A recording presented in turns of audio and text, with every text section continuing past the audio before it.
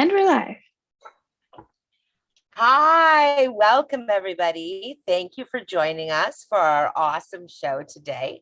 Our event begins at 6:30, and we like to begin, as these things usually do, with a land acknowledgement. So we wish to acknowledge that the Brockton organizers, we do our work on the traditional territory of the Haudenosaunee, Anishinaabe, and Huron-Wendat nations, and most recently the Mississaugas of the Credit River. And we acknowledge that colonization and genocide and racism have impacted Indigenous peoples and settlers, and that we have a responsibility in making spaces at events like these for Indigenous voices. So we all share the responsibility to critically understand and challenge forces of systemic oppression.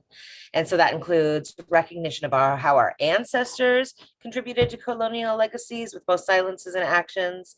It means acknowledging the racism and colonization that happens today, writing elected officials and asking them to report back on progress they've made, holding them accountable for the recommendations listed in the TRC for missing and murdered Indigenous women, for land defenders, and to paying attention to Indigenous voices above all else.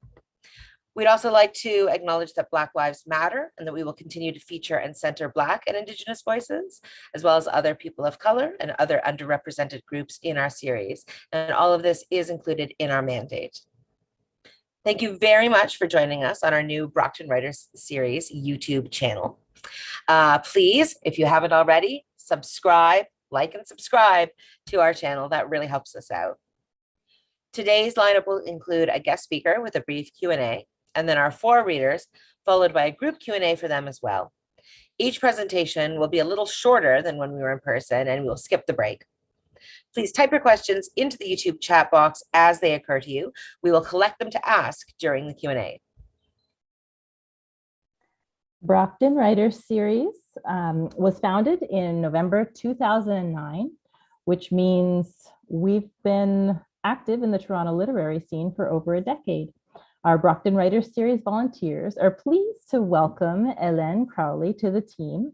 Hélène will be attending Centennial College's publishing program in the fall, and we're delighted she'll be joining us. And it's also sad that we're bidding fond farewell to Hannah Amdemichael, our longtime Brockton volunteer, whose tireless efforts on the blog have provided writers with an incredible collection of work and a fantastic historical overview of the writers we've hosted over the years at Brockton. We'll miss you, Hannah, but look forward to hosting you as a reader very soon. The remaining Brockton volunteers are Jen Albert, to whom we're offering congratulations on her recent wedding in France, Nancy K. Clark, Dorianne Emerton, Sonia Pathare, and I'm Emily Sanford. If you're interested in joining this amazing team, check in with us after the readings. We'd love to hear from you. We would like to acknowledge with deep thanks the continued support of the Ontario Arts Council, who make this series possible. We would also like to thank the brilliant team of designers who participated in the Association for Registered Graphic Designers not-for-profit Design-a-thon earlier this year to come up with some new branding for the Brockton Writers Series. We've been rolling it out over the last few months, as you might have noticed. Finally, our sincere thanks to you, our audience, for being here with us tonight. We are so glad you're tuning in. Now on to Brockton's guest speaker. Caroline Suzuki is a marketing manager, graphic designer, and photographer. She currently works at ECW Press in Toronto. And if you're not already following, the ECW Instagram account she runs is epic. So welcome, Caroline. Hi, I work with Jen Albert at ECW.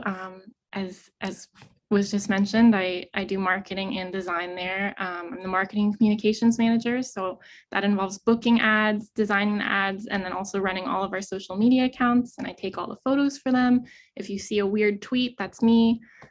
So today I'm here to talk to you about how you can use social media as writers and some of the strategies that we use at ECW Press that have worked out pretty well for us. I feel like in the past couple years, we've been getting noticed more and more online.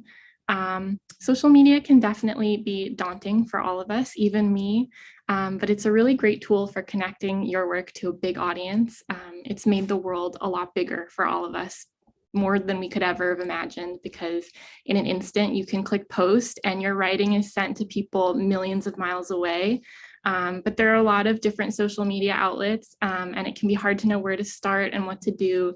And it takes a while to adjust, but I trust that you will eventually. So don't be afraid to try things out. I'm going to start by going over the main social media platforms and what they're typically used for and how you might use them as a writer. This talk is about day-to-day posting on social media, so I'm not going to cover Instagram Lives or IGTVs or Facebook Lives, which are all like video platforms that you might use to do readings or events.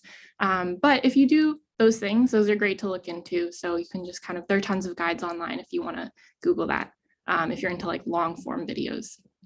So first up, there's Twitter, which is, I think a lot of people have a love-hate relationship with it. I think it's my personal favorite to use for work. It's a great platform for writers because it's primarily text-based. You get a lot of really funny posts on there, people being really clever, more than I could come up with myself. And you can also share photos and videos on there, but those 280 character tweets are the bread and butter of the website. As a writer, you might use Twitter for two things mostly: sharing short jokes or thoughts or commentary, or promoting your work and events. So if you're a poet, maybe you'll tweet out a couple of lines of poetry. If you're writing a novel, you can chime in when you see people talking about something related to the subject matter. Twitter is kind of about connecting with other people in this really massive conversation about timely topics. Some of our best performing tweets have been ones that commented on worldwide events, like in the moment, like the time that a bunch of social media networks went down at the same time. And I think I said something like, books never have outages. And that got really popular because Twitter is very instant. So everyone is kind of experiencing the same thing at once. So if you see a conversation that relates to something to do with your writing and you want to join in, just feel free to join in on that. Twitter also has a reputation as a news sharing website.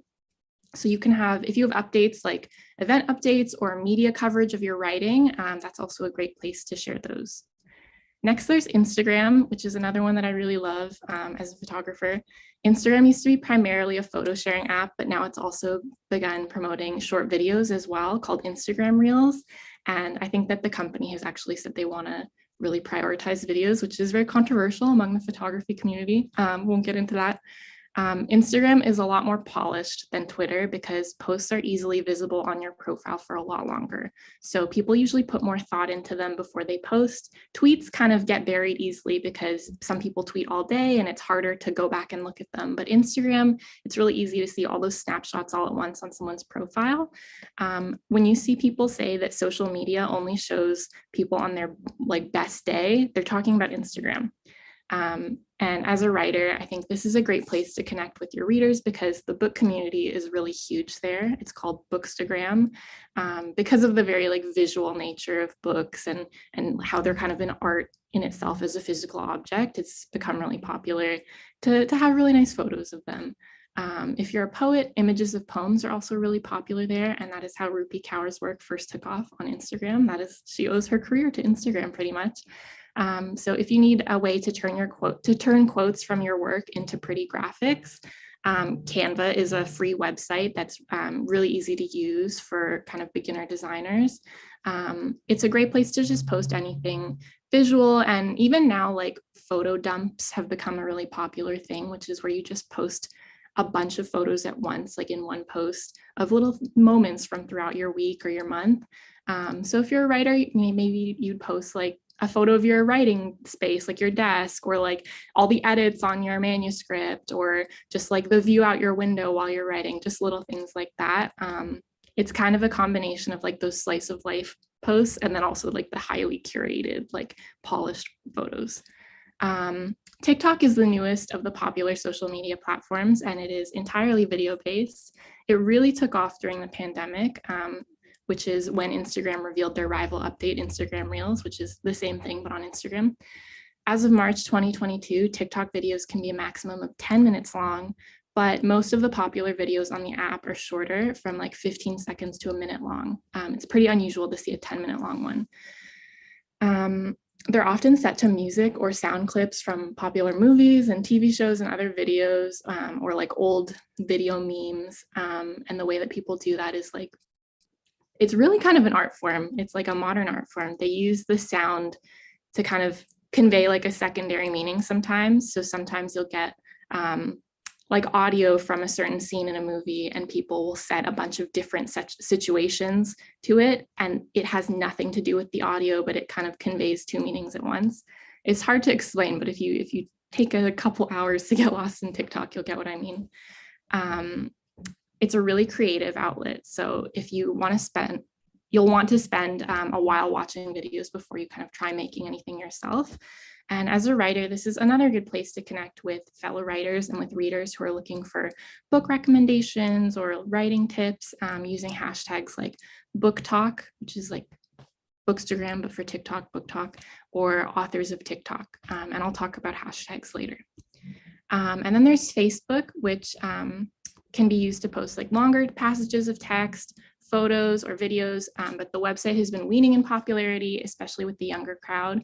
It's still a good place to set up event pages though. So if you have all your event info and you want it in one place and you want to be able to share it with other people, that's a good way to use Facebook. But otherwise, it's not as popular for posting updates anymore. LinkedIn is mostly a business network. So unless your book has, or your writing has to do with that subject, to do with like business or networking, you can just avoid that one for book promotion. So now I'm going to move on to tips and advice and kind of ECW's approach to social media, because there are a lot of questions about how often should you post, what should you post? And my biggest piece of advice is that you should use social media for fun, not just for self-promotion. That's the only way that it'll be sustainable for you, is if you enjoy doing it. At ECW, I knew that we didn't have the privilege of being followed just because of our name, like Penguin Random House is.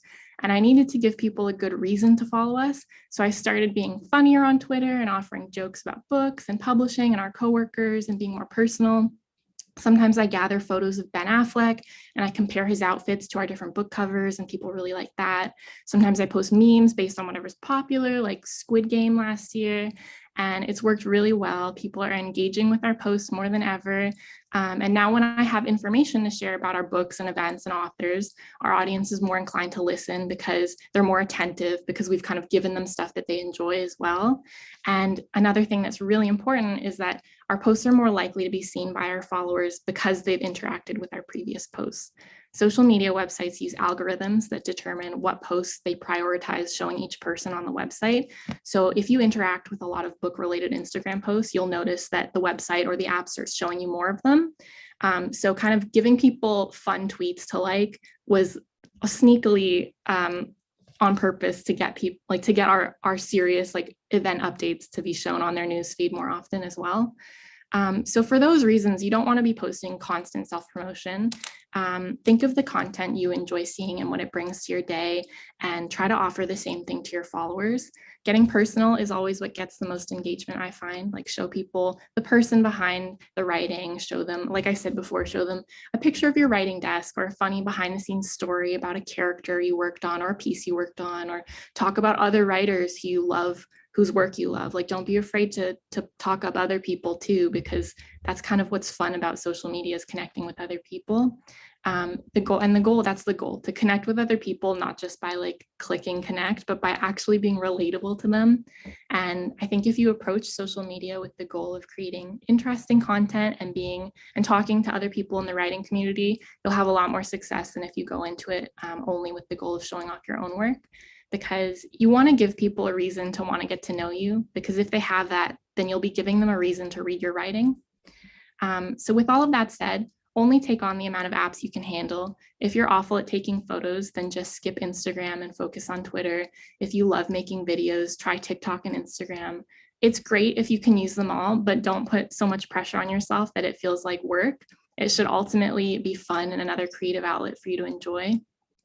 So now I'm going to talk about hashtags really quickly. Sorry, let me just check my time. I have my timer running. There's a lot of confusion for those new to social media about how hashtags work, but it's really simple. On Instagram, TikTok, Twitter, and Facebook, putting the # before a phrase or a word creates a hashtag. And you just have to make sure you don't accidentally break the hashtag by using punctuation or spaces. And when you click on that hashtag or search for it in the search bar, it'll show you all the posts that use that hashtag. So just think of it like a keyword that helps your post become seen by people who are talking about that keyword. And it also helps with the algorithm that I mentioned earlier, because if you're looking at a lot of posts that are hashtagged with #Bookstagram, then Instagram will know to show you other posts that use that hashtag too. So if you want your post to be seen by people who follow certain hashtags, then use those hashtags. If you watch a lot of videos with the hashtag Timothy Chalamet, Instagram will show you more of them. And I know that from experience. You don't want to turn random phrases into hashtags like #having a great day today, yay, because no one else is using them. So it doesn't do anything. It might as well just be a caption.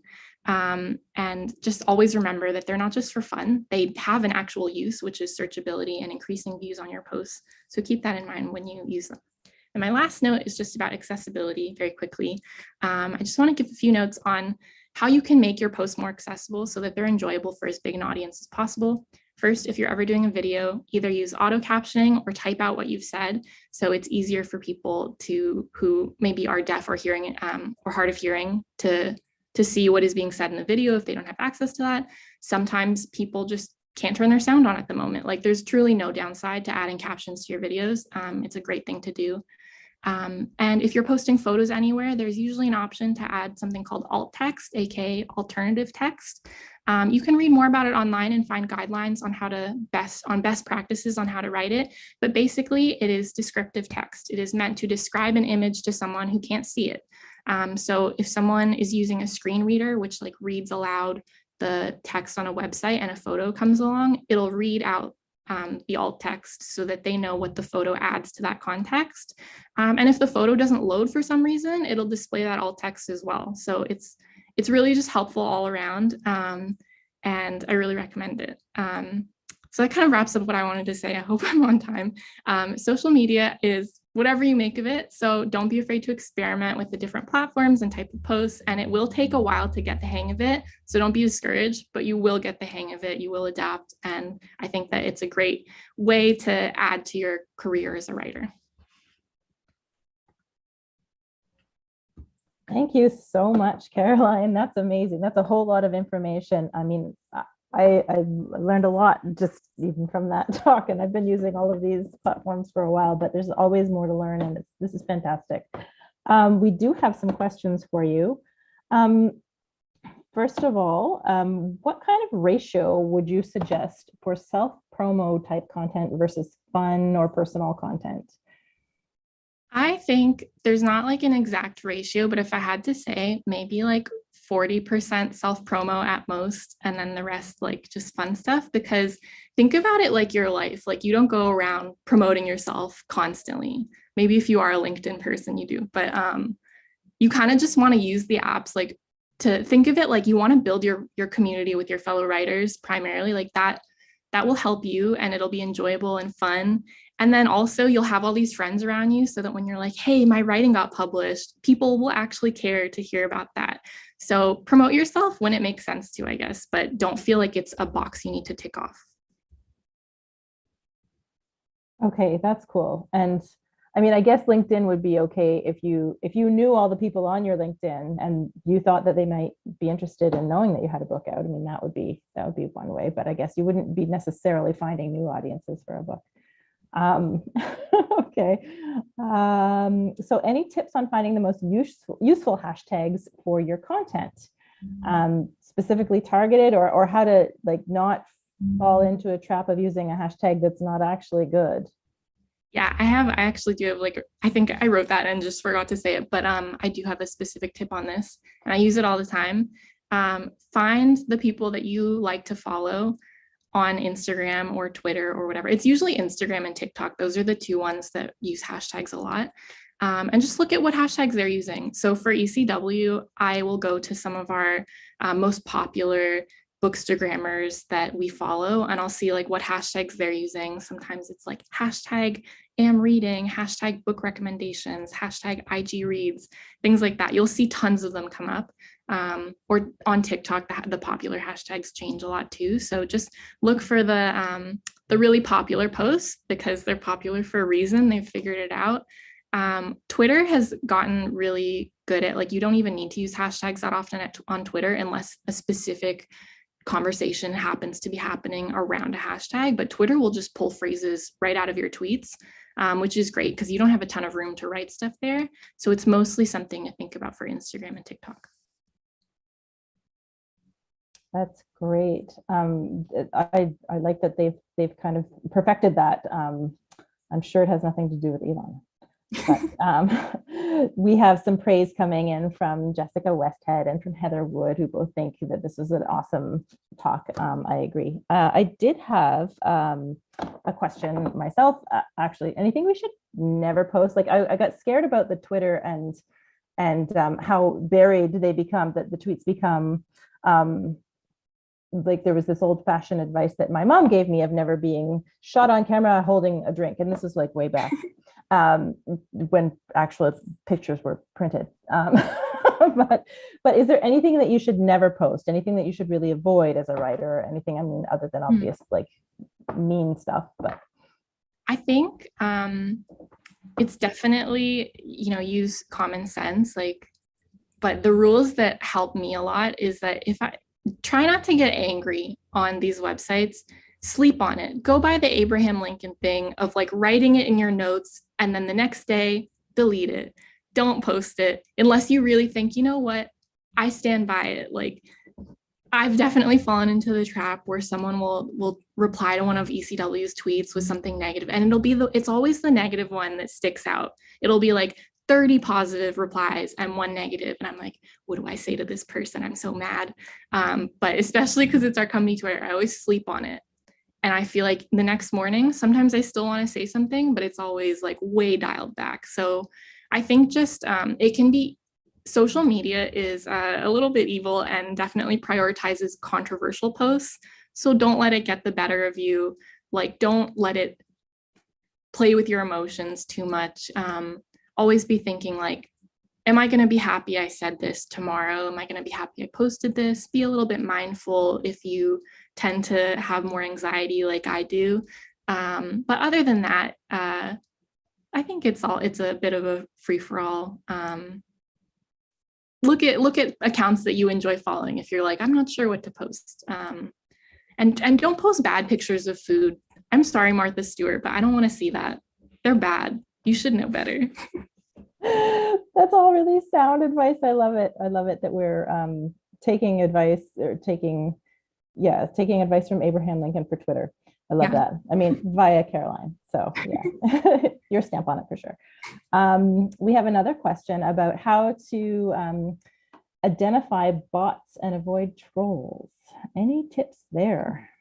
We haven't had a lot of problem with bots unless I'm really bad at telling if someone's a bot. Like I'm not sure. But in terms of trolls, like it comes back to what I said about trying to sleep on things and like not let people trick you into like getting into a fight with them. Sometimes just clicking on someone's profile and seeing like, are they just searching out accounts that have posted, in a way that like goes against their beliefs, and then arguing with all of them. And if you see that, that's just a clear sign of like, they're trying to get you angry. Just walk away from it. Like, you're not going to change their mind. Like if someone, like I did a typo one. I misused I think I said like lended. I said like lended instead of lent, like for lending books to people.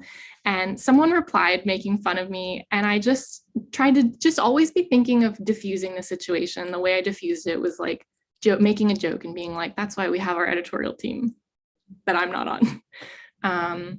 So just when it comes to trolls, don't interact. Don't say any, like if you feel like I'm about to get into a fight, think a little bit about it, because it might take more out of you emotionally than is worth it. When it comes to bots, we haven't had problems with that, but I think when you go to someone's profile, it's usually easy to tell like if it's like a real full person with, you know, nuanced views on things. That's a really good perspective. Thanks so much for that. That's just really good advice in life too. That's magnificent. We had another question. We had a tip from a publicist, Heather, saying that you suggest that writers not complain about bad reviews on social media. That's a hot tip too. Yes, I totally agree. It's definitely hard because like if I was a writer and I saw a bad review, I would think about it all the time. But like from a publisher's point of view, like think about it when you're a reader. When you like hear about a book that you're interested in and you see the reviews and you see one negative one, you're still going to buy the book. You kind of think like, oh, that person, it personally wasn't their book. Like, but you don't think like it's going to ruin all my sales. So try to think of the big picture when it comes to bad reviews. And also just anecdotally, my favorite book of all time, Never Let Me Go. It's not a 5-star book on Goodreads. It's not even a 4-star book on Goodreads. So he won the Nobel Prize. I don't know what that says. We have another question coming in saying, oh, this is about the publishers making decisions. Are publishers making decisions? This is from Jessica. Are publishers making decisions to take on new writers based on their social media profiles and or numbers of followers? I would say, as someone who works at an indie publisher, it is not something that disqualifies a writer from being acquired at all. We have tons of authors who have zero social media presence, which I don't love. Ideally, it'd be great if they had some, like it'd make my job easier. But we have tons of them who have no social media presence, and that's okay. But on the flip side, if we do have a manuscript come in, like I've definitely seen people, authors, like that's a selling point where they've said they have a huge following. Like we have a book by Steve Dangle, who does a hockey, like a Maple Leafs podcast or YouTube podcast, video podcast. I don't know what the YouTube show. And he had a huge following and that helped with book sales a ton. But so it can go either way. It's definitely like, it's good to have. And I would guess that the multinational publishers probably do consider it. But if you don't have a huge social media following for whatever reason, indie publishers are still very happy to take you. It's not a deal breaker at all. So it's good to try social media out. But if you're kind of thinking like, oh my goodness, like I don't use social media, can I never get acquired? That's not the case. Don't worry about that.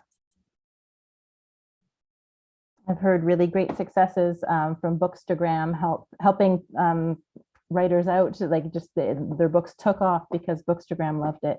And also I've seen a lot of posts, dogs with books and cats with books too. So we all know that the socials love your pets. So that's maybe not a bad idea too. But I guess the thing is, can you always tell when something isn't authentic? Like can you rush out and have a social media presence? I don't recommend it. I'm a slow and steady person just in all areas of my life. I think that you'll burn out if you do that. It's really hard to go from not having something in your life at all to trying to do it like full force, you know, every single platform, a post every day. It's not sustainable. And it's definitely like, I'm sure some people can do it if you have that rise and grind attitude, but it's a lot easier to just dip your toe into it. Like do what's comfortable for you. Use the social media platforms, get comfortable with them, then start posting. Post when you want to. Don't always feel like I must post on a schedule. Like as a publisher, like as a company, you might have to have a schedule, but like as a person out in the world, you don't have to add that to your life if it's way too stressful. So I definitely think like don't set the bar too high for yourself. Just take it one day at a time, and you know, don't feel like if you haven't posted or if it didn't get a lot of likes at first, it's not a failure. Like everything takes time. I've been on Instagram as a photographer for years and I don't put a lot of effort into it, and it's taken like, I don't know, since like 2012 for people to start noticing my photos a bit more, and I'm okay with that. I think do it because you really enjoy doing it. Think of it like another creative outlet or art form that you get to put something into. And it's kind of like writing. Like you can't you can't sit down and say, like, with no experience, I'm going to write a best-selling novel tomorrow. It's probably not going to work. So think of social media sort of like that. Thank you so much, Carolyn. This has been really bolstering and encouraging. And I love how you're leading with just, I heard everything you've said is like, it should be fun. This is fun. Have fun with it. It's have a joyful time. So I really appreciate that. That's really, it's a lot of encouragement, and I like that. So thanks so much for joining us today and for sharing your wisdom. My pleasure. Thank you for having me. Now that we have our very own Brockton Writers Series YouTube channel, we really need your help to make it official. Please like and subscribe when you have a moment, and hopefully that moment is right now. And usually at this point, if we were in person, we would hand around a picture for pay what you can donations to help support Brockton and our writers. But passing a picture is a pandemic no-no. It doesn't really go through the screen. So if you're able to spare a few dollars for our brilliant writers, please send us some money via PayPal, and we'll put the PayPal in the chat. Also, we value your opinion, so we'd like to know what you think we should do for booking future guest speakers and other readers. So please fill in our survey and let us know your thoughts. We'll put that link in the chat as well. And now for our readers. Again, please type questions into the chat as they occur to you, as there is a bit of a lag. First up, Victoria Mbabazi's work can be found in several literary magazines, including Rejection Letters, Manola Review, and No Contact Mag. Their chapbook called Chapbook is available with Anstruther Press, and their chapbook Flip is forthcoming this spring with Knife Fork Books. They're currently living in Brooklyn, New York. Hello, I'm just going to read I think it's like 4 or so poems, and I'll just get into it. All right. Esso, place, space. Every time I see the cashier, I want to be going through something. Over the summer, it was a breakup. Over the summer, it's always a breakup. If I'm depressed, I spend $20, 2 bottles of Mountain Dew, barbecue Lay's chips, sour cream and onion Ruffles chips, both family-size packs, Lifesaver gummies, peanut butter M&Ms. When it's really bad, a carton of Ben & Jerry's. If I'm not depressed, I order Domino's cheesy bread to my house, or McDonald's, or A&W. When I'm feeling fancy, Popeyes.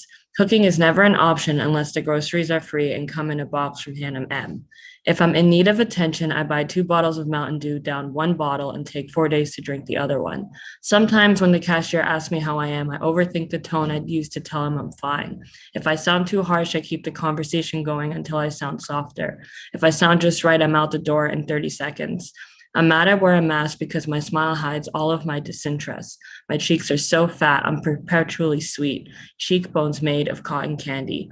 When I want to be a girl, I'm the kind of girl a director kills for no reason in movies. The girl who didn't love them in high school, the one who was too nice for the jock or whatever. The cashier loves me so much, he hides me in a basement. I'm his, all his. I ignore the part that wants this because the only way I could love someone was if love was possible by force.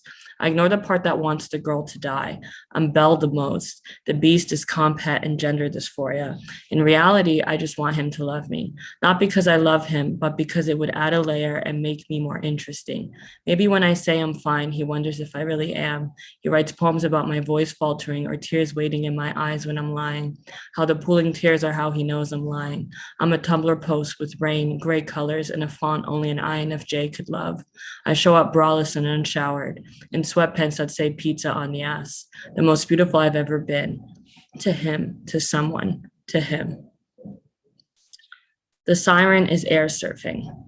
I'm not worried about you dying, but I can still save you tonight. Don't be moody, I can end in heaven. Hell is almost at capacity. Only one spot left, the choice too obvious between fawning siren or love bombing vampire. You should have released your demons. You can still get on your knees. Fucking is a type of exorcism. Maybe we could have been happier, adventurous. No, it's too late for reimaginings. Your soul is in your mouth. I would let you tongue it in me, but I'm not a home you can return to. to. Our house is splintered on the water, and in the age of Aquarius, the tornado takes me to Eden. The witch is dead. She nearly killed me. I didn't tell her my body is holy water, poor thing, but her broom has a full tank. You can ride it with me or end at a 10-story drop. Dear God, put misery on another bitch's soundtrack. Our love can't be a horror movie. This ending could be happy. Leaving doesn't have to kill you. If the air is dark enough, you can survive. We only have a few hours to sunrise. Scatter the air if you must. We'll be breaking up in flight.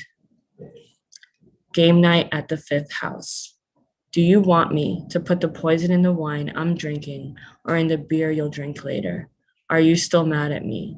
If an apple dies as a tree falls into an ocean, are you still staying the night? Do you want to leave me? I love party games. Mafia is my favorite. You are good at killing. Loving is better, familiar and fatal. I am good at knowing the mood of a door when it closes, if the tap is crying when it doesn't shut all the way off. I am good at engulfing my space. The couch is capable of breathing, and it keeps breaking its legs. I can be good, I promise. I am great at becoming whatever you want me to be. Give me a second. Give me time. Let me show you, I promise. I can walk right back into that burning target and remember all the things you wanted from the store. Stevie Nicks is just right about everything. I need to stop crying at Landslide. I am too Black to be subverting white woman cliches. The car window is too dirty to cry against, and yet I continue to. If I'm going to be a girl boss, I have to try harder to sound less soft when I tell him I don't want him, that it's all fine, and I just want him happy. I have to save crying for the bathroom and stop doing it on the side of the bed he is not sleeping on. If I can devour my feelings in a shoe haul, then why do stilettos feel like a tightrope? I am sick of my pride. Am I not meant to swallow anything other than wine and cum? I can't be powerful in the way a dehumanized Black Mary Sue is. I can't pretend I'm above being heartbroken. Olivia Pope, please forgive me, but I want ice cream and for him to love me and to be called baby on purpose. I want an airport chase, even if it ends with the plane crashing. I want whatever happened for this to happen in a way that leads to an aching confession, one that says, the following program will air every Sunday at 2 p.m. for at least 5 years on the W Network and 10 on Star Channel. It contains angst, delusion, and subjective happy endings. Viewer discretion is advised, and for him to watch the ending with me. There is no final girl. She died at the title sequence and left me to start the movie. I'm sorry, I can't save you. I want to love someone and be sure that it's not a reaction, a trigger, a desire to be more than I am. And maybe I'm obsessed with nostalgia, but Omarion was right. You are on trial for things you never did. Our love story remains trapped in ice. There is no air to bend, and Katara can't save us, only quicksand and burning. And I don't mean to mirror you. I've only lived in homes that have a big bad to kill, because honestly, if I'm not fighting someone else's demons, I have to face my own. And if I'm the last one standing, the battlefield is a house of mirrors. And if I'm the last one standing, the house bends to circle. And if I'm the last one, I can't play roulette with myself. And if I'm the last one, I'll just repeat until I come back to haunt me. Okay, and my last poem is Forever as a Slow Dance. I'll love someone who wants to dance with me in any room, in any place, in our kitchen, right before dinner, or when there is nothing but Coke in the fridge. Maybe I never gave anyone the chance to, but I used to think love was a girl who had a giant pantry in her house. I never had any snacks in mine, so I ended up thinking love was just abundance and something I'm lacking. I thought forever was a reflection of wants, myself in the body of a person I wouldn't mind fucking, but then I considered love as more, as saying I'm sorry, because union is saying I feel instead of I need. It is two people promising stability. Vows is infographics, but I had no desire to fall in love with good communication. Love became dancing, taking me by the hand because I want to be taken. Love is not absence. It is would you like to, followed by no, I'd love to. Thank you for having me. Victoria Mbabazi. Wow, thank you. Thank you. I want to stand up and cheer. Thank you.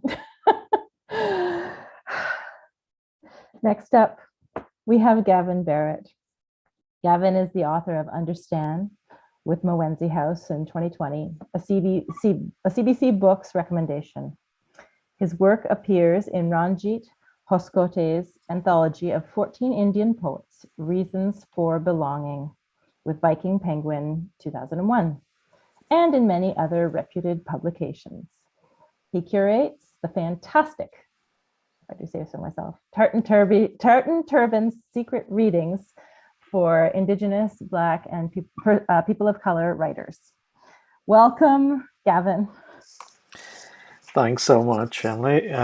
Can you hear me clearly enough? Yes, excellent. I had some tech difficulties earlier, so I just wanted to be sure. I'm going to read a set of poems from my book Understand. Understand is, of course, like the word stan used in place names, like Hindustan, which is another name for India, where I come from. And the book is a journey in many ways through some 35 years of writing poetry, and covers the places I've lived in and the people I've met in many ways. I'm going to read the title poem first, and then I'm going to read a sequence of poems that come from one of the longer sets of poems in the book. There are quite a few pieces that are very long poems, and I am going to make sure that I keep a track of the time I have. So I'm just going to turn on my timer here and behave myself as I read. Understand. Camels thread through the thorn trees. They are insouciant grazers. The wind stirs like memory. Now I know I was remembering the future. Stone shards bloom everywhere in this arid pasture. Flowers of hurt. Bare feet fly, flail, blur, bleed. Do you know what it is to die an honorable death? Asked guides and priests. Monumental the question, the place. I confess, I am my collected works, books on shelves, names like arrogance and tobacco, page upon unprinted page, blank and full, black and white. And life? I ask, as the women return with their bra spots. Do I know? We all fall silent. A fresco mocks us. It shows a couple cavorting in the first-class compartment of a train.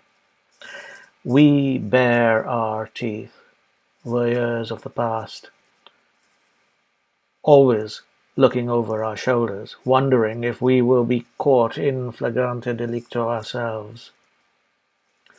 Long knives, short lives, songs that bubble to their ends in pools of blood, stories that started yesterday and end 4,000 years ago. Once upon, ever after. My children laugh, their pleasure plain like prose, like poetry, their pain.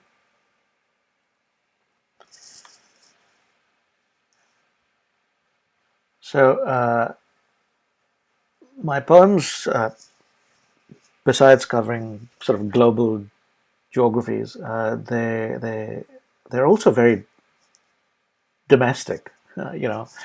There are a lot of poems about my family, my daughters, my wife, my brothers, poems about love, about marriage, and so I'm going to read you a poem about a wedding poem. In a sense, like a large chunk of the book is a wedding poem or a collection of wedding poems, marriage poems, epithalamiums.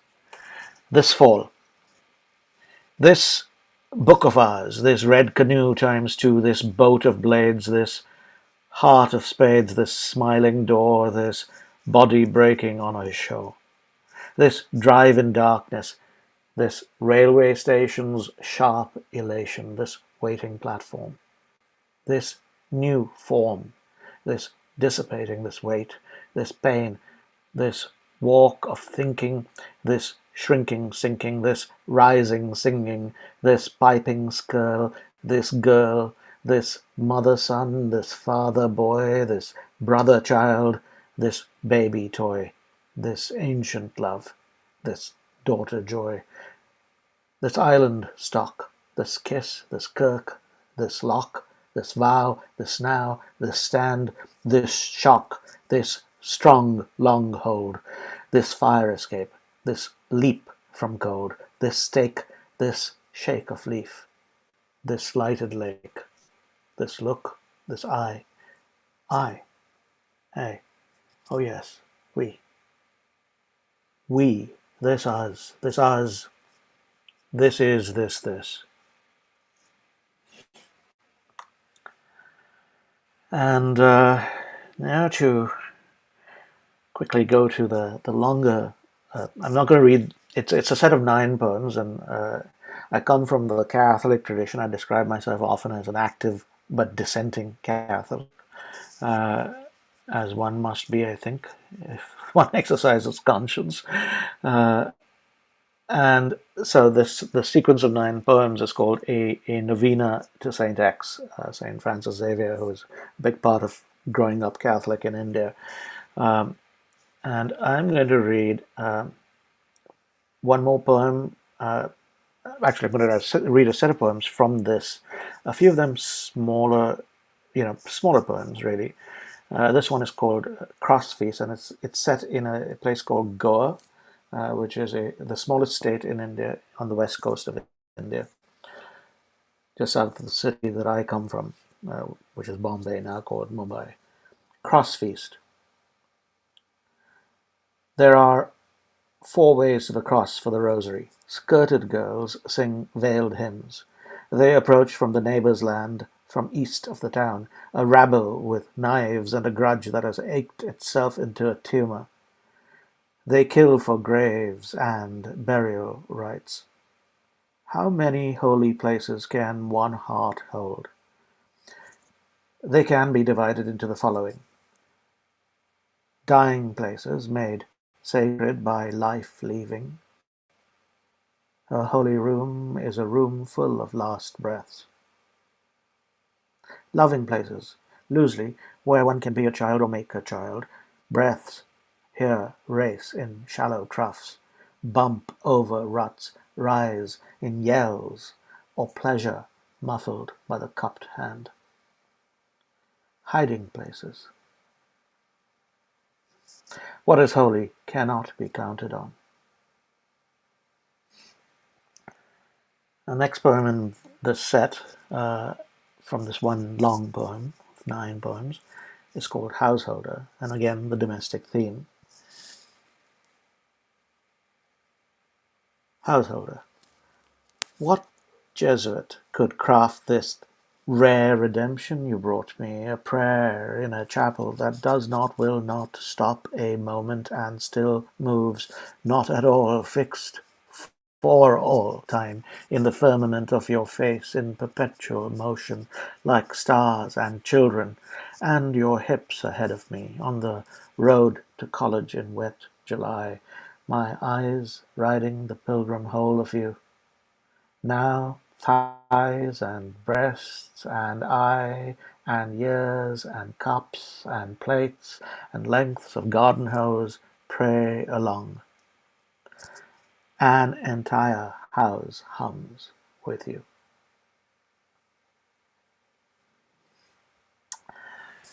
And next poem I'm going to read is one of the longer pieces in the sequence of 9. It's called Of the Angel. Of the Angel. Of the old churches there were saints, an archangel, the mother of all gods, the lady herself again and again. Even Lucifer makes an appearance, slipping in sideways through the cracks, laughing at the men of cloth and men of clay and the bitter herbs of their sin. But Gabriel's never picked for the team when the sticks go left and right. I am raising a church for this. Let prayers be said for girls who rule. Pleas made for the birth of daughters. I will burn pigeons and grass-fed cows. There will be 7 hills where the girls run riot, and all the captive boys cheer among the chariots. Some prophesy, and some sigh and look to the stars.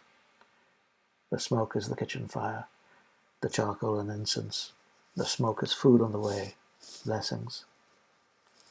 Sows have sent their own tongues for the flames. Are all the prophets men? Amen. I will call this angel transfigured, gendered, Mitta.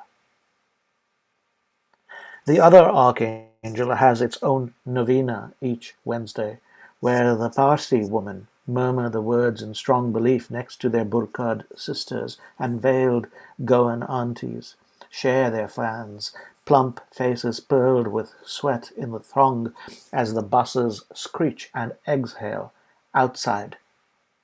The smoke is glory. The smoke is not the muskets. The smoke is not the massless neutrinos. Gabriel, in a glow of what? Scripture? Fiction? A cure for shame? A carriage full of grace? And baby names for God? How do angels grow wings? Is there a consultation? An eternity psychiatric evaluation? Are bird hormones strained through the lace of prayer veils in metered doses? This church I make is built of apparition, air, breath, messages like God's radio announcements. A man was silenced. That was a revelation. A woman, then another lifted. Are these wings? This is a man in linen who tells us the meaning of our dreams, who destroys to protect like a gardener pruning. Yes? A book is dictated. 3 faiths fall into uneasy brotherhood, struck by words like lightning or rain. Gabriel unmutes. Amen. This is worthy of rosary, monstrance, genuflection, angelus, a church to embrace the pregnant bride at the altar and those who speak to her. Hail, Mary. Thank you. That's it for me. I think I've come to the end of my time.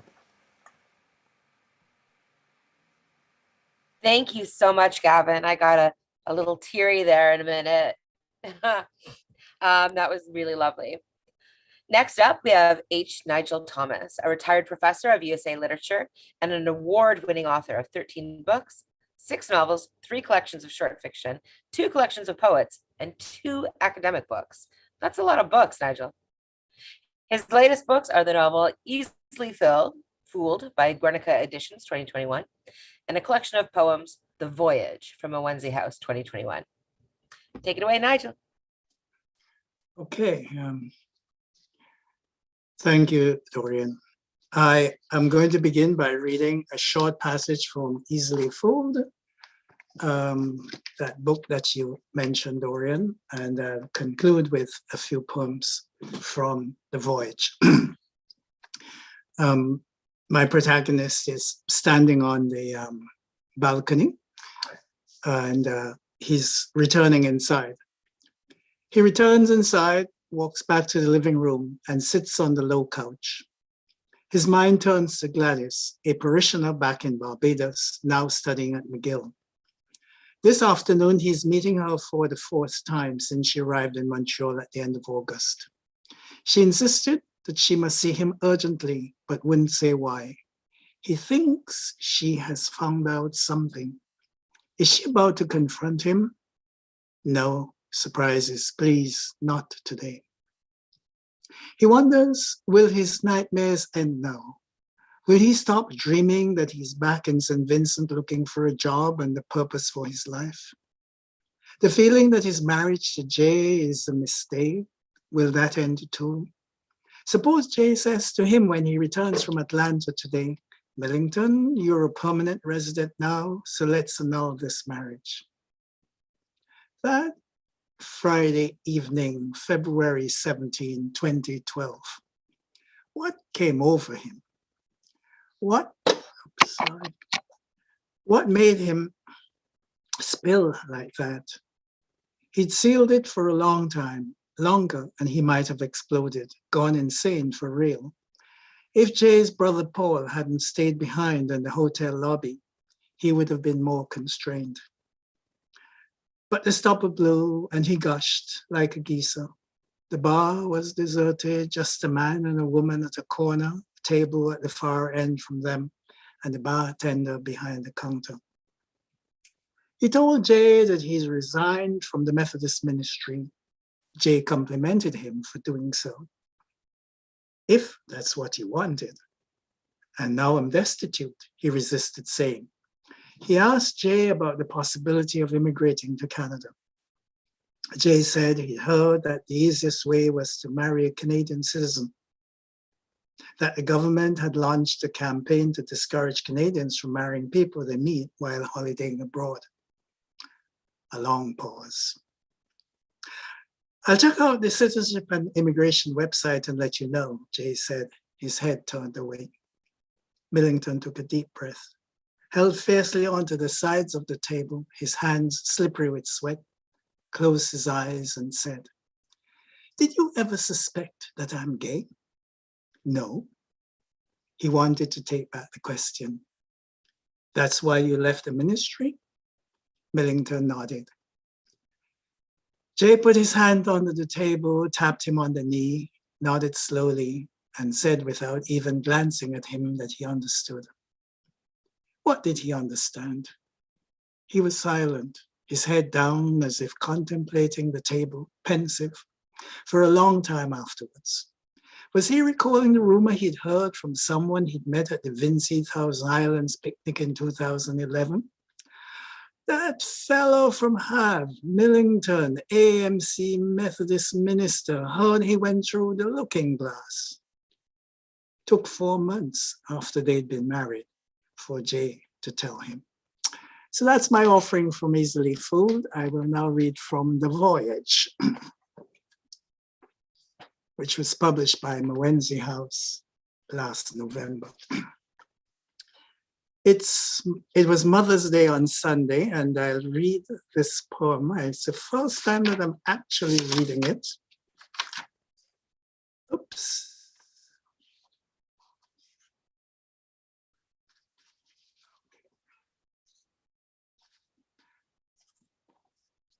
My mother, 1908 to 1987.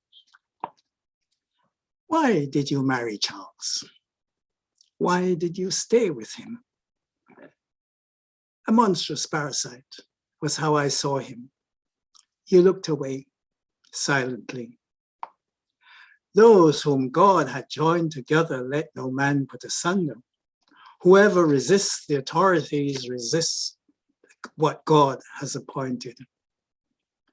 You imbibed those biblical edicts, which Sunday after Sunday, men bedecked in crosses and surplices lobbed at us, sitting in the pews below them, baffled that God had ordained our oppression.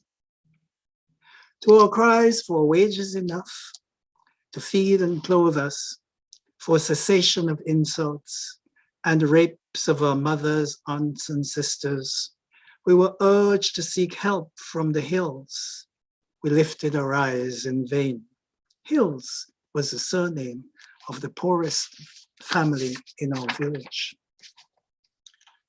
Our divinely ordained enlighteners propagating notions Rousseau, Locke, even the authors of the American Constitution had long discarded, obeyed the colonial manual that mandated that on such matters we were to be kept benighted. The first of those edicts couldn't have been meant for men, including your own father, who routinely left their families for younger women.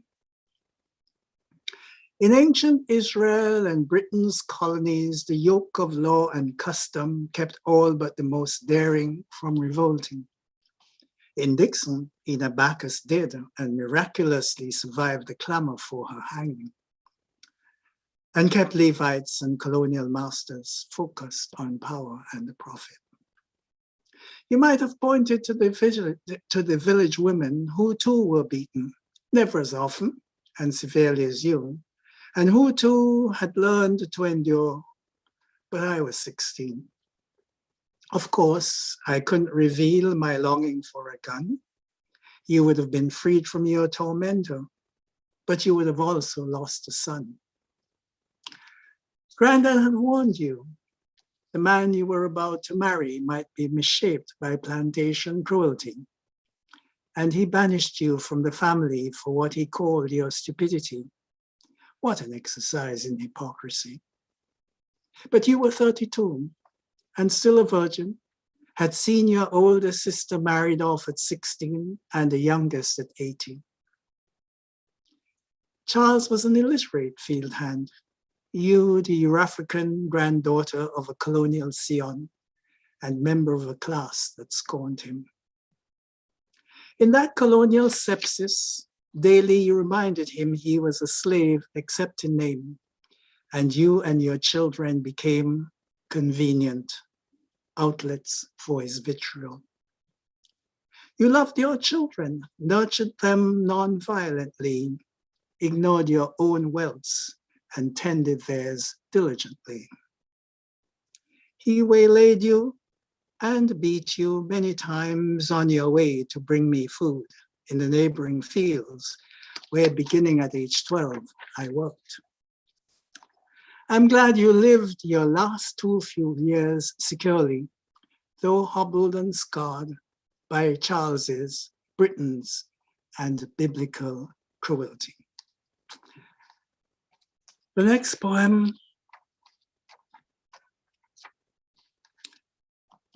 it's really, truly a warm day today and feels more like summer, but this poem references spring. It's called Robert Frost's Gold. It's on a lighter note. Frost, apt patronym Abishag, Eleanor, and your children must have thought.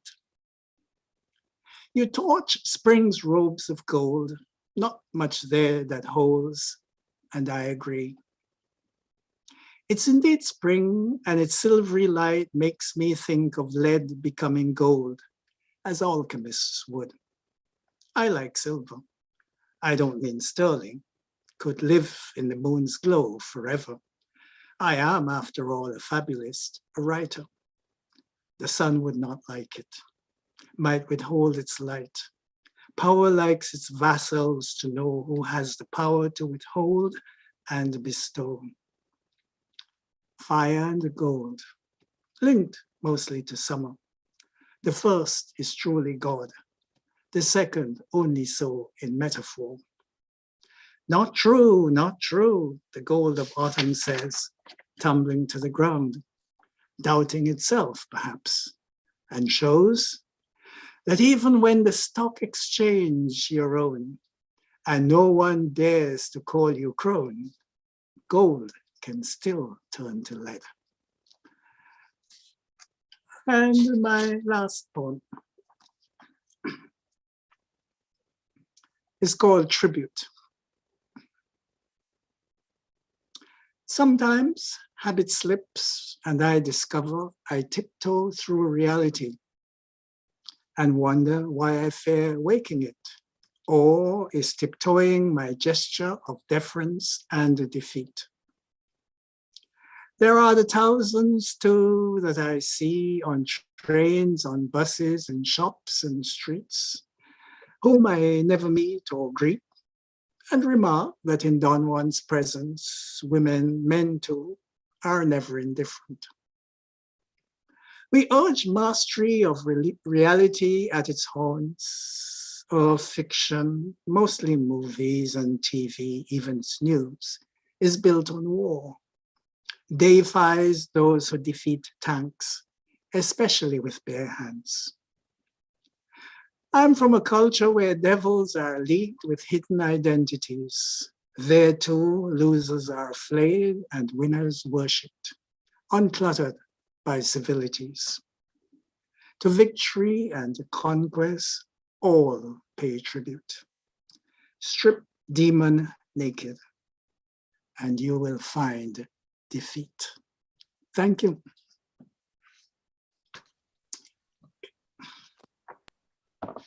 Thank you so much, Nigel. Wow, there's so much to chew on there. That's beautiful. Next, we welcome Kes Mohammadi. Kes is a queer Iranian-born, Toronto-based poet, writer, and translator, and we're delighted to have you here, Kes. Welcome. Hello, before I start, I've made a makeshift little thing and it's hiding my microphone, so I want to make sure that I'm heard. Okay. Non-fungible. We churn in bed, a downed plane, a proxy war, we discuss disembodied. No amount of blinking can blacken the sun, home is material. Accused of nostalgia, we correct dream grammar with a friend as lookout. The back alleys of pleasure and that feverish nights of gender-segregated discourse, my voice still too material, still too sentimental. A labor shortage, a company pizza party, we're heroes again. I wake with my teeth bare, call it brain weather. No escape from the spectral. The cold breeze, like sadness, occulted, receiving a phone call that is, sorry about that. I've had a lot of technical difficulties. The cold breeze, like a sadness, occulted from every cracked window. And the saxophone that bleeds a teenage mother's exhaustion next door. A man screams, a woman screams. A few help, most only understand. The aftermath is a new marketing potential for water, an ice sculpture in the abyss. We always seem to be on the precipice of a day of mourning. The extent of our charity outreaches its intent. The hungry refuse the lamb. The guilt-ridden are dubbed in the vernacular once a year. Relative security ensues. The fortune seller at the mercy of the arm-hair accented wrist. On the street, hijab, hovering without the woman theorized inside. Through the bazaar, they float, haggling over vegetable prices. Windows serving a different purpose. We announce our death prematurely to avoid pageantry. The dust in the second-hand car's wake, a migration. Dust storms come petroleum refineries, ballistic missiles introduced at the march, exhausted cement smoke in rural factories, blood thicker than water wars. The appended car, its dead passengers, an uncanny intimacy with the virtual. Sunburnt currents like the river we won't step into even once, somewhere in the body a limb conveys. A rush of endorphin and absurdity quaking across generations of doubt. What if we end here? Raised with no-name stock disdain for the natural. Fill this void with disposable pop ephemera. What if we end here holding hands, desiring for something? This next one is from a section called The Naive Sufi from my next book. Boxwood, boxthorn, violets in 4 colors, and that coquettish cypress, muse hand tickling the sky. Word came, the flight of the spirit, the aesthetic flight. Boxwood, boxthorn, violets in 4 colors, the old man's newspaper in French, his head awfully small from here. Word came, the face of the lawful one, the flight of wisdom. Ball pits, friendships broken and mended. Word came, the face of the truthful, the flight of virtue. And years passed, the playground, divinity become human in the roaring of Niagara Falls. Word came, Hafiz's nightingale is not the one you hear. Impressions superior to the natural, shack modulation. Word came, existence has neither genus nor differentia. The deficient, the posterior, the despondent. Word came, describe this wine. This one is called A Slow Incantation. A slow incantation, the casual revelation of a porous skull, a porous thought, and I am space itself, the matrix of the ephemeral. If I am brimming with ghosts, it's a radical empathy, an episodic eruption of demonic auditoria. At the precipice of the plunge, an archetypal blue dysfunctional to a clear sky. I spin into the earth's core where I speak every language, with waiting for the curtain call. I is a relation valuable outside of the paradigm, an accursed transmission raveling and unraveling midway across millennia.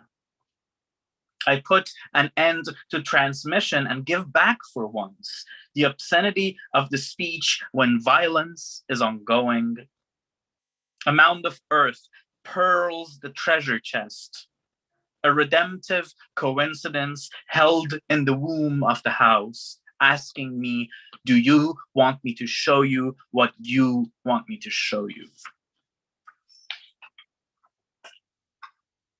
This one is called Shahrazad, or as you know, its English pronunciation, Scheherazade. My mouth bubbling underwater, the narrator mentions me by name. I am the cliffhanger for one of 1,000 nights before slaughter. Having asked more questions than I have answered in the city within the city, I swerve among the cacophony of the tunnel, an ocean within an ocean, the dung beetle on its knees in front of a pile of shit, or the suicide hotline and its hold music. Watch out. I am not a mountain, but the sand in your sandals years after the beach. The viral memory of an ex filleted in darkness. Once upon a time, the narrator mentioned me by name, and I was the consequence of desire in the city of escape artistry.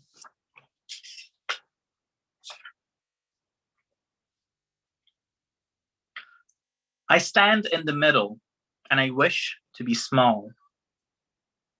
Some say it is death before death.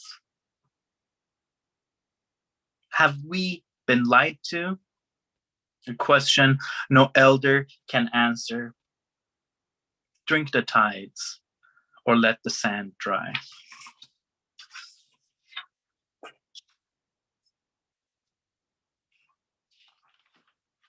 The martyr woke, dipped in the blood of the tulips.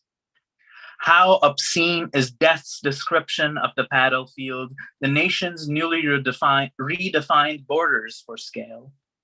An armband quoting scripture drips blood, lesser than a cause, but greater than any single instant of fire. A scorched seaside, hands clasped in prayer at the tilt of the Milky Way above. The dark blaze of the temporal, that which no one can speak to, at least not for millennia to come. As the mud hardened at the footsteps of the jinn, we followed in its vestigium, climbed mountains, and found at the feet of the temple past martyrs, prostrate, their eyes picked clean. Thank you.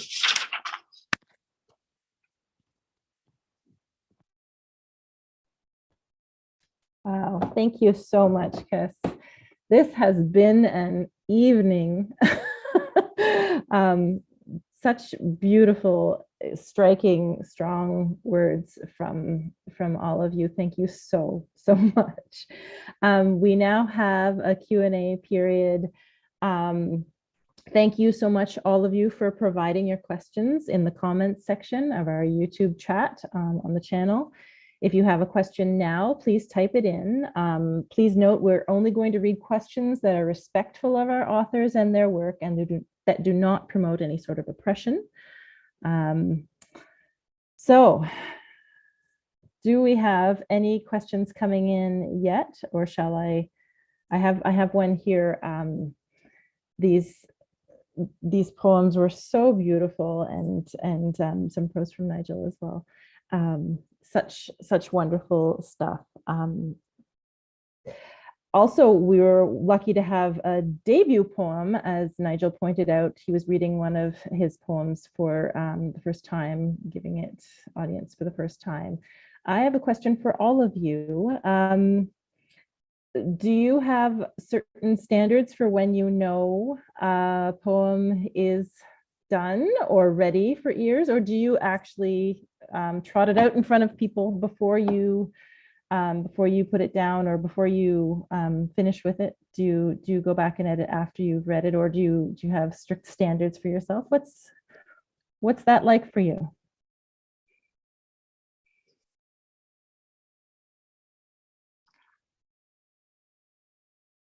All right, I'll begin to say I'm more so a prose writer, but the poems do come in between. And so usually I write them, in most cases, they're written sort of in rough draft and they stay there for years, and then I go back and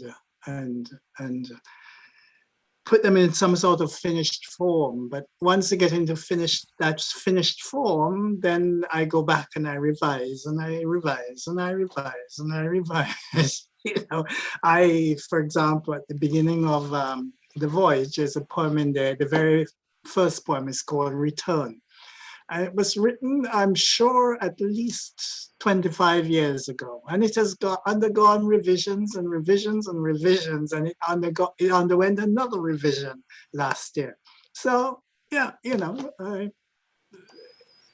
when I return to them, I revise. It's probably because you're a different person a few years later.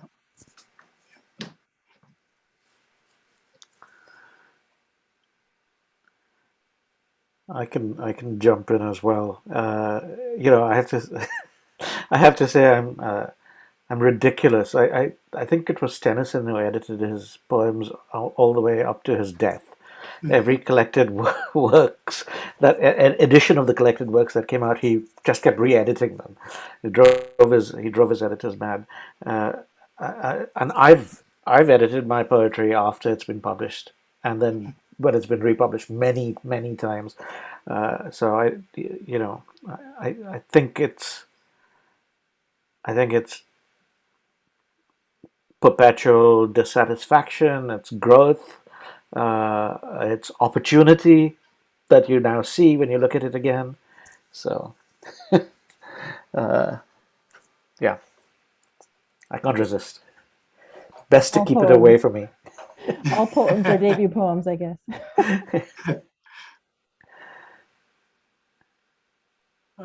Where is Victoria? Oh. She's left us. Oh, I'm still here. Okay. I don't know. I think I always edit as I write. So I feel like my poem, when it ends, like if it's over when I finish writing it. I don't know if that's like a nonsense answer or not, but that's what I got. And I guess I'll weigh in here to just complete the circle, which is that I went to a dear friend and fellow poet, Ben Ladessour, always says there's two types of time you give to a poem. One is the time where you sit down and hack at it, and one is the time where you just, I have to give it time. And that's, the two types of time you give to every poem.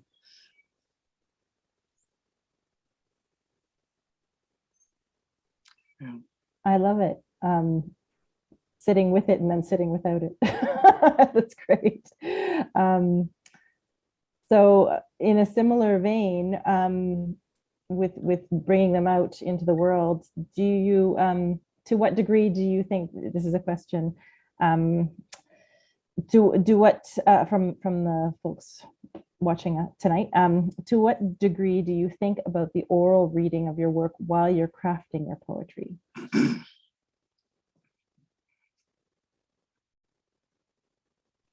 I think I'm going to start, which is that I constantly read as I write. So I don't create separately. I mean, like there are poems that I do create for the page, but there are very few. But most of the time when I write something, I'm reading it constantly to know how I will be reading it. So I don't think those are separate processes for me, at least. Yeah, I read out loud as I write too. I hear the stuff in my head for some reason. I keep wondering if that happens to everyone. But I hear the stuff in my head, and I kind of hear the musicality in my head as well. And so sometimes I will read it out loud, but more often than not, I actually don't. I'd say that there are some things that depending on what you want to convey, you decide on what sort of difficult syllables you put down there, what sort of degree of musicality you want, whether depending. There are a whole lot of things related to tone as well, and so on. If you want your stuff to be conversational, as I noticed Victoria's poetry is, you have to opt for a different strategy. So depends, Yeah, I'm with you, Nigel, in the sense that I hear it in my head. I've a lot of my poetry is internal syncopation and and rhymes within rhymes within rhymes, but not in the conventional sense. It's written and it's written rhythmically, which I'm hearing in my own brain. But then there are some poems though that I have encountered in my own writing, which I think, my God, how am I ever going to read this? I don't know how to read it because, it was crafted for an entirely different purpose, and that just presents a challenge. And I probably have to set it aside until it takes me years sometimes to come back to those, because I figured out how to how to read it. But the others, it surprises me by how fit for reading they become the first time I read them, because I guess that sound in my head, the beat, the rhythm, the internal, that syncopation, was always there. Well, somebody said that some poet at Bread Loaf, I can't remember her name now, said that she was raised on Wordsworth, and it gave her a strong feel for the English language, which is fundamentally iambic sort of a pentameter, and so on and so forth. And that, in a way, helps to structure how the words come out. And I don't know, because I was raised with a Caribbean dialect, so I am not altogether sure, even though I spoke English probably more than I spoke dialect. But somehow I do think I hear the rhythms of English, and with quite possibly a Caribbean lilt within it. Yeah.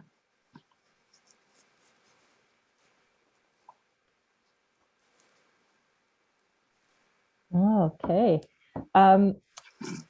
So the next question is, it's not meant to be prying, but just in the light of helping our listeners, what is the most difficult part of the process when writing? I guess maybe we should stick with poetry here, because we've got Nigel, you do write prose too, but in this case, you're reading a lot of poetry as well. So what is the most difficult part of the process? I was just thinking about reading aloud as you write. And I guess one of the things that you have to be alone, or you might not want to be amongst other people, but are there other difficulties that you run into when you're writing your poetry?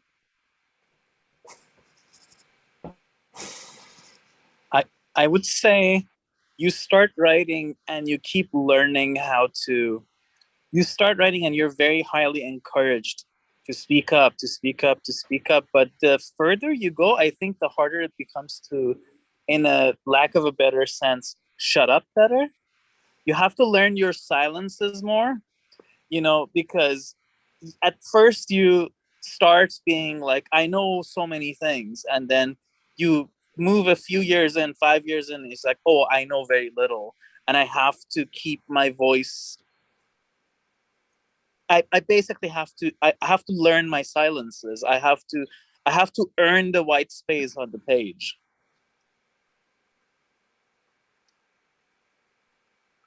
Well, it actually does depend, though, on the sort of poetry that you're writing. For example, in this the poem that I read about my mother, which is strictly autobiographical, is a poem in which I'm giving information. And because of that, there are probably fewer images and fewer metaphors and so on. And that contrasts, let's say, with other poems in the collection where images and metaphors are much more predominant. It just depends on what the poem is doing. If it's a narrative poem or just a sort of evocative, episodic thing. Yeah, because I feel like I understand that, because I think I write a lot of prose poems and I like them to sound like they run into each other. Like I like my lines to like just run into each other. So I think maybe the hardest thing for me is making sure that it sounds like it's on purpose. Because it's on purpose, but not I don't know, just not too constructed. I have to say, Victor, your poems were so spectacular to hear that now I want to see them. It's so interesting how that happens too. I can just imagine them as prose poems, but I want to see them. I think for me there's the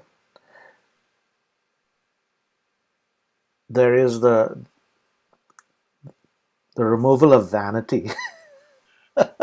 Perhaps you get very hung up. Any writer does, I think. And I work with directors in film as well. Everything you shoot, you want to keep because it was so beautifully thought out. And that's a very, very dangerous. That's a very dangerous thing with writing poetry. I think in favor of operating in favor of truth. Over what is beautiful just because it was beautiful, and yet without removal of craft. So I think I I describe it as wrestling with angels. To use a biblical concept. And that whole process of it's not that that is the hardest part. The hardest part is after having used the self to create the work, the hardest part is to remove the self when improving the work, and for me at least. And I think the rest of it, which is the craft, the hard work of crafting, is not really that hard, not that hard work as this particular thing, because this is sort of internal, and it's a battle with oneself. Yeah. It's very humbling. Yeah, there's a fair amount of trimming that you find you must do. After all, poetry is distilled language, and so yeah. They say every word must count, must have its function. I'm not sure we always agree on that.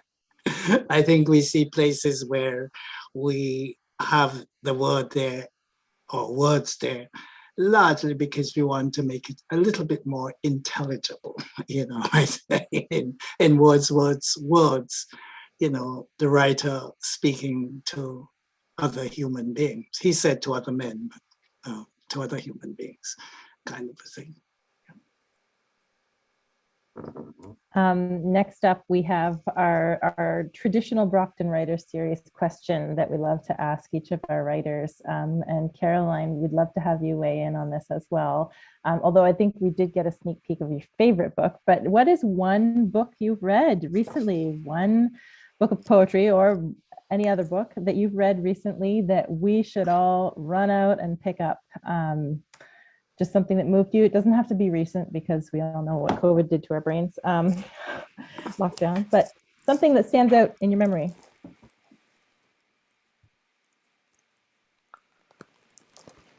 I just finished reading Rory Hodge's collection of short stories, Stray Dogs, and it's left quite an impression on me. All of Rory's books have, but I particularly like, in Stray Dogs, Rory is also a photographer, and you can see the camera going into different places, and the images are quite distinct, and these snapshots in different cultures, people who've left their spaces and move into other spaces and so on. Quite a moving book. Stray Dogs. Stray Dogs. Rory Hodge. Rory Hodge. Yeah. Thank you.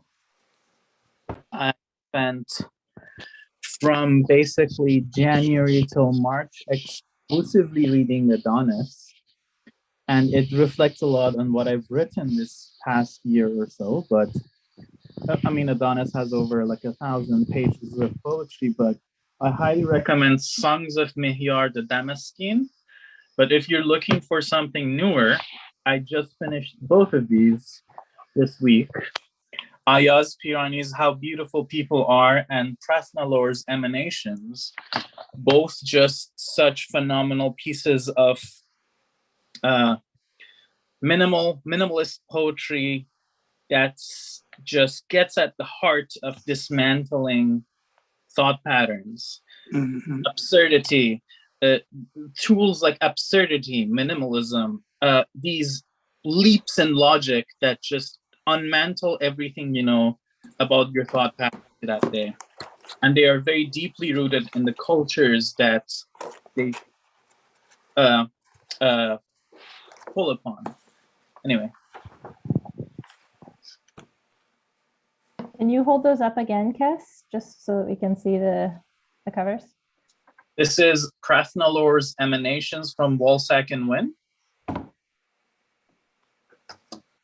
This is Ayaz Pirani's How Beautiful People Are from Gordon Hill Press, my own publisher.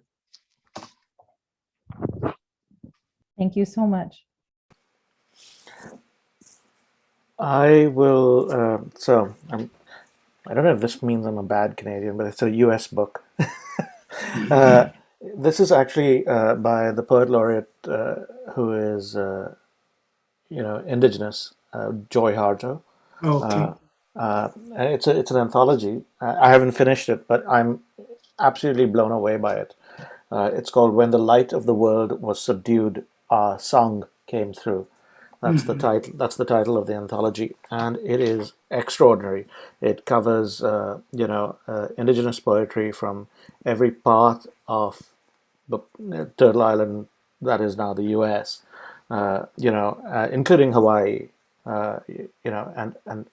And you have historical poetry, lament, for the passing of the ways, as well as extremely modern contemporary poetry.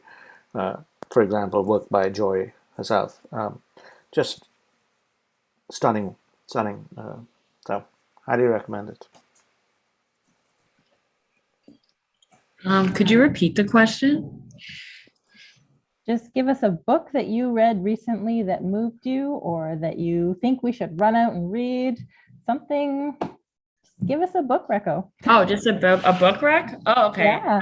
I think the last book the last book I read recently was the Sarah book by Scott Mcclonnen. I think I'm saying his name right. I just like that it's a very it's like autofiction, and it's a very bad view of himself. It's about the death of his own marriage, and he does not paint himself in a positive light at all. So I think that's kind of brave. Scott, what's the name you said? Scott McClellan. Oh, Scott McClellan. Okay. Yes.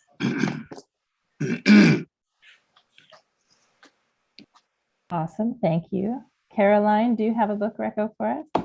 Yeah, I mentioned my favorite book is Never Let Me Go, but I feel like because Kazuo Ishiguro won the Nobel Prize, he doesn't really need my help. My favorite book that I read last year was Interior Chinatown by Charles Yu, because I'm a really big movie fan, and it's just kind of about the stereotypical roles that Asian people are expected to fall into in movies, and I feel like it's really, movies and TV shows are really lacking in East Asian representation.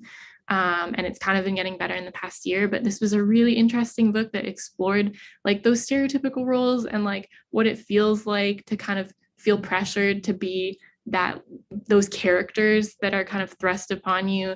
And it's written like a screenplay, and it was really cool. It was just a really interesting, experimental book that I really related to a lot. It was really fun. I recommend it. Can you repeat the name of it again? Interior Chinatown. It's pretty popular, but I like the cover, so I was attracted to it. I feel like you can tell somebody works in publishing when they have strong feelings about covers. Oh, absolutely. Especially because I work in the art department too, so I definitely judge books by their covers. Well, thank you so much to all of our wonderful readers today. I think we all had a really great time and a really moving time. Our next show will be July 13th, 2022. So please mark your calendars, put it in your Google Calendar, put it in your phone app to be here on this YouTube channel, which hopefully you have subscribed to on July 13th, 2022. At that time, we'll have readings by Wayne Ng, Joel Barron, Elizabeth Vaugh, Sheila Salvador. And as always, we'll have a chance to learn more about some aspect of writing craft or the business of writing from a guest speaker who will be confirmed at a later time. Thank you all very much to the writers, the readers, the listeners, and the supporters. Thanks.